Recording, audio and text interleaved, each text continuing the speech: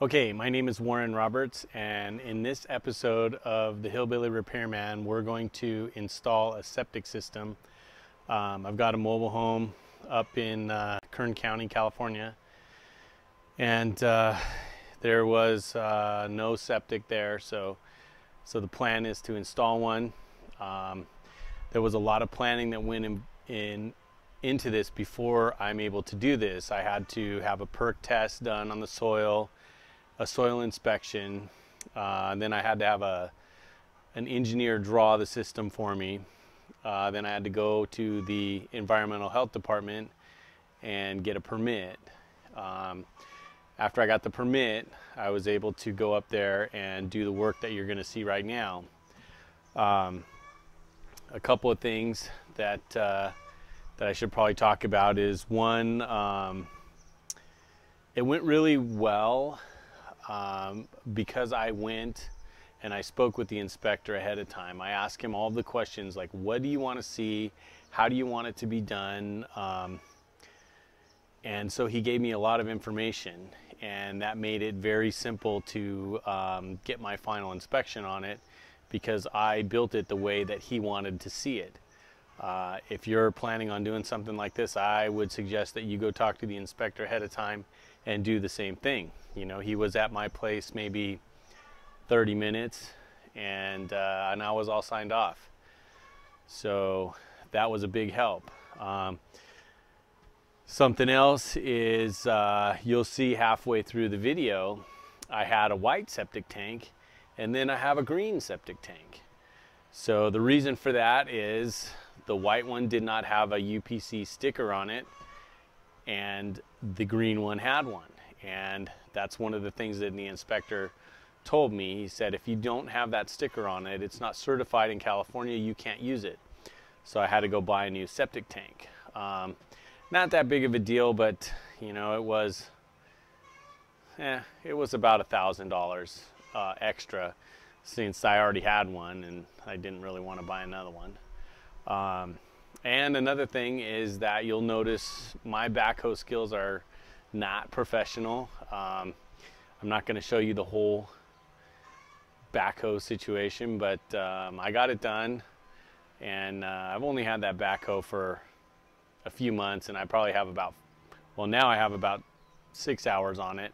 Prior to starting this project, I had about 30 minutes on it. So as I went along, yes, I got a lot better at it, but in the beginning I was very slow.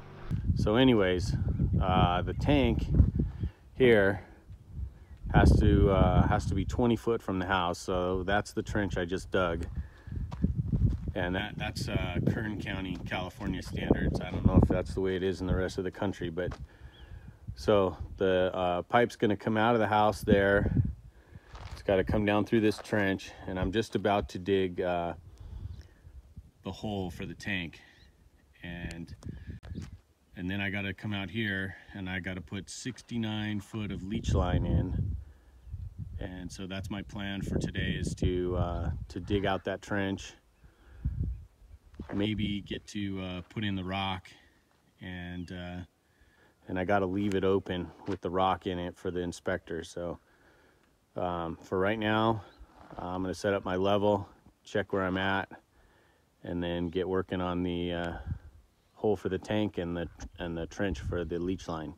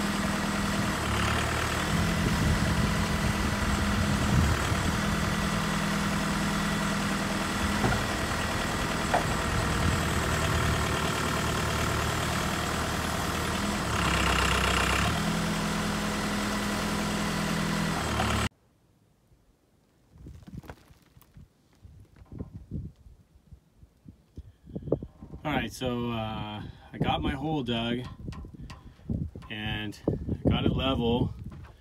According to my laser, it's within about an 1/8 of an inch. So I'm going to put the tank in, wiggle it around a little bit, and then kind of shim it with some dirt to make sure that it's level.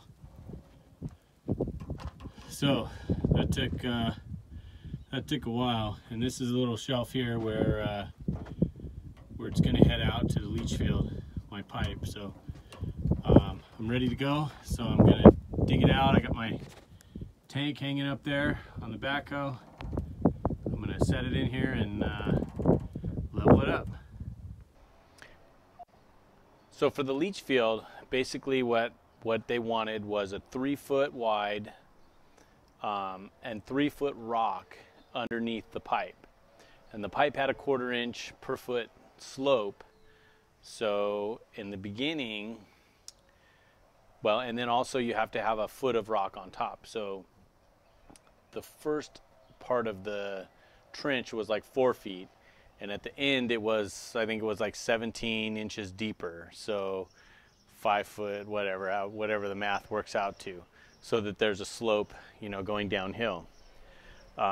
So it's 3 foot of rock, the pipe, and a foot of rock on top of that. And then I put this black barrier, like fabric on top of that, and then backfilled it with dirt. And that's the way they wanted it from the county. Also, let's see, the way I set the 1/4 inch per foot drain, the pipe slope, is I took a 4-foot level and I taped a 1-inch block to the very end. So when you set it on the pipe, when it reads level in the middle, it actually has a 1/4 inch per foot drop, because at 4 foot, a 1/4 inch per foot, that's 1 inch drop. So that's how I could check my pipe as I went along. So the slope would head out down the leach field, and that's how I did it. I also did that on the pipe coming out of the tank. That one has a 1/4 inch slope. The one coming out of the house to the tank has about a 10% or 12% slope to that. I don't know exactly, but that pipe carries the solids, so you want that to come out with a little more of a slope so that it doesn't get caught up along inside the pipe. So that's how I did that one, and the tank itself just sits level, or as close to level as I could get it. Alright, I'm way ahead of myself on the video here, but I got the tank in the ground, and as you can see, it's filling with water as I fill it up. And then I'm going back and I have a little tamper and I'm tamping it down as it goes. So I dug that hole out and I got it level within a 1/4 of an inch from end to end, which was not easy to do. So, but the tank is sitting level within a 1/4 of an inch, and the installation instructions say within a 1/2 inch is okay. So I'm only halfway of my tolerance. So I'm going to continue filling it in here until I got it filled up to where you can't see that, just barely you can see that sticker there, and wait for the inspector. So on the leach field, I've got it all in. The inspector wanted to clean out at the end, and every pipe he wanted to be able to put a level on. So each pipe has a spot you can put a level on, as well as this right here where it comes out of the tank. I still got to work on connecting it to the house. You can see that that's not really ready to go. I just put that pipe in there so no dirt will get in my tank while I'm backfilling. I needed to get some of the dirt out of the way so I could work over there. Alright, that's my update for now. Okay, I got my inspection and I passed. So right now I'm just I put down that black barrier material and I started to backfill here. So that's the plan. just backfill it all right now, and then hopefully nobody will fall in. All right. All right, as you can see, I pretty much got it all backfilled now, and I gotta go. I can't stay anymore. I guess next time I come up, I'll smooth it all out and make it look pretty, and then I gotta get rid of this other dirt and the rocks. My goodness, there was a lot of rocks. You see them laying all over the place. I had to pick all those out. I didn't want them in around the tank, so I kind of sifted through it. That probably took more time than doing the job, but all in, probably about 3 days of solid work from 6 in the morning till 8 o'clock at night. I did it all by myself. Well, me and that old backhoe, and I got it signed off. City inspector was really happy with it. He said usually when he goes on a homeowner installed septic system, he's a little leery, but my grades were exact. My slope in the pipe was really good. The tank was almost perfectly level, and I had the clean out here and the clean out at the other end, and that's everything that he wanted. So there we go. It's all signed off and ready to go. All right, so if you plan on doing something like this, it's not really that hard. It's hard work, but it can be done. It's just digging a trench and making sure that everything is level and the way the inspector wants it.